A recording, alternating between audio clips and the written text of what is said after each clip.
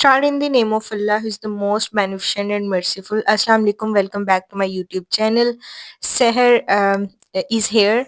आज का जो मेरा टॉपिक है वो बहुत इंपॉर्टेंट है और ये आपको पेपर्स में, एग्जामिनेशन में, सीएसएस में, पीएमएस में बहुत ज़्यादा हेल्प कर सकता है। और अगर कोई और मेरी ये वीडियो देख रहा है जो कि स्टूडेंट है, उसको भी ये बहुत ज़्यादा हेल्पफुल कर सकता है उसकी डिग्री में, जो भी वो अपनी फील्ड से रिलेटेड डिग्री कर रहे हैं। लेकिन मेरा जो यहाँ पे नीश है वो ये है कि मैं सारे के सारे जॉबियंस के लिए, जो कि जॉब सर्चिंग है पीपल, उनके लिए मैं आसानी पैदा करूँ, स्पेशली सीएसएस और पीएमएस के लिए। तो जो लोग अब घर में बैठे तैयारी कर रहे हैं, उनके पास कोई एकेडमी की फैसिलिटी नहीं है, कोई सीएसपी ऑफिसर से वो इवैल्यूएशन नहीं करा सकते, तो उनके लिए ये बेस्ट वीडियो है। उसको एंड तक देखें, आपको बहुत ज़्यादा समझ आएगी और आप घर बैठे अपने पेपर्स को इवैल्यूएट भी करवा सकेंगे, वो भी फ्री टूल से, चैट जीपीटी, जिसका आपको बहुत ज़्यादा पता है लेकिन आपको उसका यूज़ नहीं सही से करना आता। अब मैंने उसके यूज़ को हाईलाइट करना है और आपके लिए बहुत ज़्यादा बेनिफिट होने वाले हैं इस वीडियो में। अब ये जो टॉपिक है, AI plus smart work is equals to assistant commissioner, ये मैंने आपके आपके माइंड को उसकी साइकोलॉजिकल ट्रिगर देने के लिए ये लिखा है, क्योंकि अगर हम एआई के ज़रिए स्मार्ट वर्क करेंगे तो फिर हमारे असिस्टेंट कमिश्नर बनने के चांसेस ज़्यादा हैं।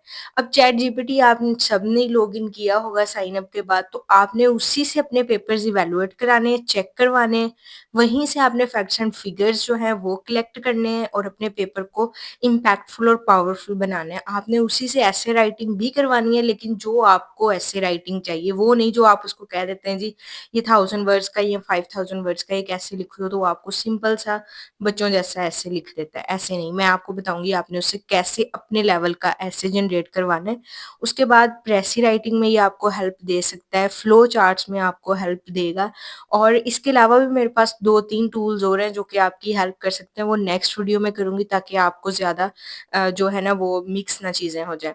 अब आपने किसी अकेडमी में इवैल्यूएशन के लिए आपने फीस नहीं देनी, किसी सीएसपी ऑफिसर को आपने फीस नहीं देनी, आपने अपने पेपर्स खुद एआई से, चैट जीपीटी से इवैल्यूएट कराने।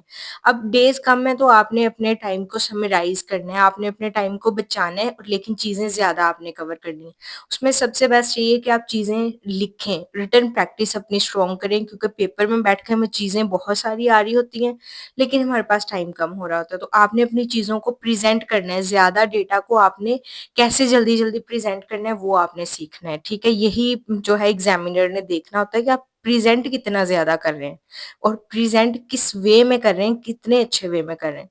अब इवैल्यूएशन आपने डेली बेसिस पे एक प्रेसी लिखनी है, मीन्स आप कोई भी पकड़ लें, आपकी मर्ज़ी, आप 2010 की पकड़ लें, 2024 की पकड़ लें, आपने एक प्रेसी लेनी है, उसको कॉपी पेस्ट करके वो वाला प्रॉम्प्ट दे देना है आपने चैट जीपीटी को और आपने उसको कहना है मुझे इसकी प्रेसी चाहिए।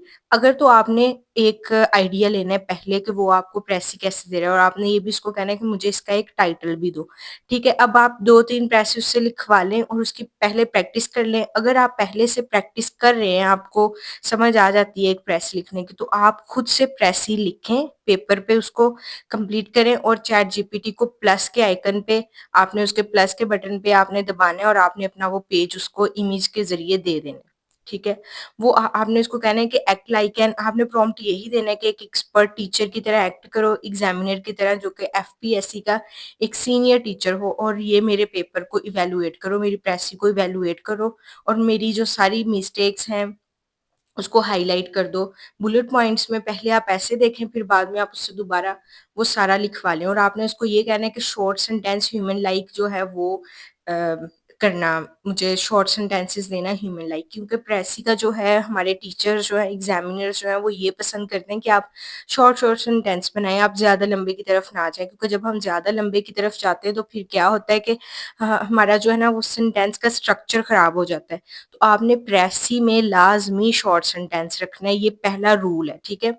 अब आपने प्रेसी लिख ली है, उसके बाद आपने इवैल्यूएट करा लेनी है और आपने डेली बेसिस पे प्रेसी आपने डेली कर लेनी है लाज़मी।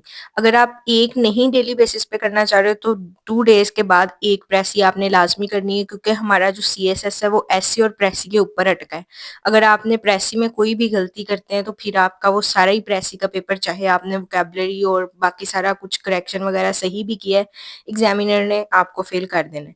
तो इसलिए आपने सबसे ज़्यादा प्रेसी को टाइम देना है और जो पैराग्राफ राइटिंग है वो आपको बड़े अच्छे नंबर दे के जा सकता है, तो उसकी भी प्रैक्टिस कर लें। इसको 3 डेज़ के बाद एक रख लें, ठीक है? फिर उसके बाद अब हमने ऐसे कैसे लिखना है और इससे कैसे लिखवाना है जो हमारी नीश है, जो हमें चाहिए, ठीक है? आपके माइंड में जो भी एक टॉपिक है, एक स्टेटमेंट है, ठीक है? वो आपने उसको देनी है और आपने उसको एक प्रॉम्प्ट दे देना है। जैसे कि आपने आपके पास कोई ऐसे लिखा है आपके टीचर का जो कि बिल्कुल परफेक्ट है या किसी बुक में बिल्कुल जो आपको लगता है कि ये बिल्कुल ठीक है, मुझे नहीं पता वो कौन-सा होगा। मीन्स कि उसमें आपको आउटलाइन भी अच्छे से दी है और आउटलाइन के नीचे आपको केस स्टडीज़ वगैरह भी दिए हैं, तो इस तरह की जो आउटलाइन है वो बिल्कुल ठीक है। चाहे आप सेंटेंसेस में कर रहे हैं वो भी ठीक है, चाहे आप फ्रेजेज़ में कर रहे हैं वो भी ठीक है, ठीक है? आपने उसको वो पिक्चर्स दे देनी है। बल्कि आप उस ऐसे की एक पीडीएफ फाइल बना लें और उसको चैट जीपीटी को वो फाइल दे दें और उसको बोलें कि इसको एनालाइज़ करो और मुझे ऐसे ही केस स्टडी के साथ एक अच्छा-सा कोहेरेंट और रेलेवेंस में रहते हुए एक एसे जनरेट करके दो फॉर अ न्यू टॉपिक जो कि आपके माइंड में है, एक नई स्टेटमेंट जो कि आपके माइंड में है। अब यहाँ पे मैं आपको एक चीज़ ऐड करती हूँ कि मेरी जो प्रीवियस वीडियो थी वो 10 इम्पोर्टेंट करंट अफेयर्स के ऊपर है, उसी में से ऐसे आएगा इंशाल्लाह क्योंकि वो सारी डोमेन्स को कवर अप कर रही है। आप उसको देख लें, वहाँ से आपको स्टेटमेंट का आइडिया मिल जाएगा। आप उन स्टेटमेंट को कर लें, वहाँ से ज़रूर पेपर आएगा। इतना पेपर तो आपको वहाँ से आ जाएगा कि जो आपका पूरा का पूरा हो जाए क्योंकि लास्ट टाइम भी जो-जो हमने प्रेडिक्शंस की थी, जो-जो हमने डिसाइड किए थे टॉपिक्स उसी में से पेपर आया था। अच्छा उसके बाद आ गया कि आपने वो प्रॉम्प्ट दे दिया उसको, वो आपको वैसे-वैसे ही ऐसे लिख कर देता जाएगा, ठीक है? अब आपने एक नई स्टेटमेंट लेनी है और उस स्टेटमेंट पे आपने खुद से ऐसे जनरेट करना है। आपके पास पूरा ऐसे लिखने का टाइम नहीं है तो आप ऐसा करें कि डेली बेस पे एक-एक आउटलाइन, एक-एक ऐसे की आउटलाइन आप इवैल्यूएट करवाते जाएँ उससे चैट जीपीटी से और आप 3 डेज़ के बाद एक फुल ऐसे लिखें क्योंकि अब टाइम कम है ना सीएसएस में तो इसलिए मैं 3 डेज़ के बाद कह रही हूँ। वैसे तो वीकली भी ऐसे ठीक रहता है, पीएमएस की दफ़ा आप ऐसा कर लीजिएगा कि वीकली आप एक-एक फुल ऐसे लिखिएगा लेकिन अभी आप 3 डेज़ के बाद एक अपनी स्ट्रैटेजी बना लें और ऐसे लिखें क्योंकि ऐसे और प्रेसी ही सबसे इम्पोर्टेंट है इसमें सीएसएस में भी और पीएमएस में भी। अच्छा उसके बाद आपने फ्लो चार्ट्स भी इसी से बनवाने हैं।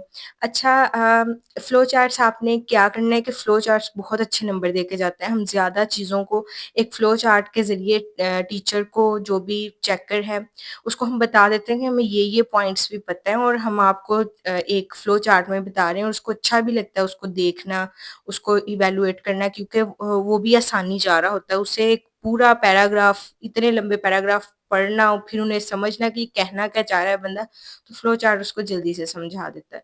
आपने चैट जीपीटी को जो भी टॉपिक है आपने उसको कहना है कि मुझे ये फ्लो चार्ट में ये टॉपिक दे दो, ठीक है? उसके सारे मेन पॉइंट्स अब ये नहीं कि आपने हर टॉपिक के फ्लो चार्ट बना लेने हैं, आपने बस इम्पोर्टेंट के फ्लो चार्ट्स बनवा लेने और उनको अपने पास सेव कर लेना और उनको जो है अपने माइंड में सेट कर लेना। अब चीज़ों को क्रैम नहीं करना आपने, बस उसको स्ट्रैटेजी लगानी है कि वो ज़्यादा से ज़्यादा आपके माइंड में रह जाए। क्रैम करेंगे तो वो तो भूल ही जाएगा। अच्छा उसके बाद एक चीज़ रह गई है हमारे पास फैक्ट्स एंड फिगर। अब ये कैसे कलेक्ट करने हैं आपने वो भी चैट जीपीटी से। तो आपने देखें कि हमारे पास रिपोर्ट्स ही होती हैं, उसके हमने फैक्ट्स एंड फिगर्स जो है वो इकट्ठे करके लिखने होते हैं। एक पाकिस्तान का जो सर्वे है उसको आपने 2-3 को उसकी सारी रिपोर्ट लेके आपने चैट जीपीटी को देनी है, ठीक है? और उसको आपने कहना है कि मुझे कंपैरिज़न दे दो 3 इयर्स का। जितने भी इम्पोर्टेंट फैक्ट्स एंड फिगर होंगे वो आपको थोड़े से क्रैम भी करने पड़ेंगे और आप उसमें इम्पोर्टेंट 3-3 4-4 कर लीजिएगा, ठीक है? और वो कंपैरिज़न में लेकर जाइएगा ताकि हम पेपर में आर्गुमेंटेशन डेवलप कर सकें। फिर उसके बाद आप इम्पोर्टेंट वेबसाइट्स पे जाएँ, जैसे आईएमएफ की वेबसाइट है, वहाँ से रीसेंट रिपोर्ट्स लें और चैट पूरी को कॉपी करें, पूरी रिपोर्ट को कॉपी करें। चैट जीपीटी के पास है, उसको कहें कि मुझे इसको कंसाइज़ कर दो क्योंकि मैंने इसको as a fact and figure अपने ऐसे में इंडल्ज करना है, मैंने इसको अपने करंट अफेयर्स में इंडल्ज करना है, तो मैं इतनी लंबी रिपोर्ट नहीं लिख सकता, मुझे छोटी रिपोर्ट करके दो। मुझे इसका बस एक समरी दे दो या मेन क्रक्स दे दो, वो आपको उसको समराइज़ कर देगा, उसको शॉर्ट कर देगा, ठीक है? तो इस तरह हमने फैक्ट्स एंड फिगर्स को भी लेके चलना है। अब जो इम्पोर्टेंट 10 करंट अफेयर्स हैं, उसी में से ऐसे भी आएगा, उसी में से जो है आपका एनवायरनमेंटल का भी कुछ पार्ट आ सकता है, पाकिस्तान अफेयर का भी आ सकता है, आईआर भी आएगा। तो आपने उसको लाज़मी देख लेना है, मैं उसको पिन कर रही हूँ डिस्क्रिप्शन में। अब नेक्स्ट वीडियो में मैं आपको ये बताऊँगी कि आपने पेपर को कैसे सॉल्व करना है, बल्कि मैं आपको अपने सॉल्व्ड और इवैल्यूएटेड जो कि मैंने सीएसपी से करवाए हुए हैं, वो पेपर्स दिखाऊँगी। अल्लाह हाफ़िज़।